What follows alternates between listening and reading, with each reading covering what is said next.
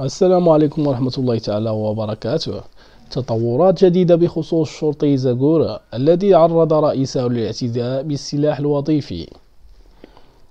عرفت قضية الشرطي الذي عرض رئيسه للاعتداء بالسلاح الوظيفي بمدينة زاغورا تطورات جديدة بعدما قررت النيابة العامة لدى محكمة الاستئناف بورزازات يوم الأحد 25 دجنبر 2022 متابعة المتهم في حالة اعتقال. وكان مفتش الشرطة الممتاز الذي يعمل بمفوضية أمن مطار زاغورا والمنتمي إلى مصلحة الاستعلامات العامة بالمطار قد تم تقديمه أمام النيابة العامة المختصة يوم أمس الأحد من أجل الأفعال الإجرامية المنسوبة إليه، لتتم إحالته على السجن المحلي في انتظار تعيين أولى جلسات محاكمته.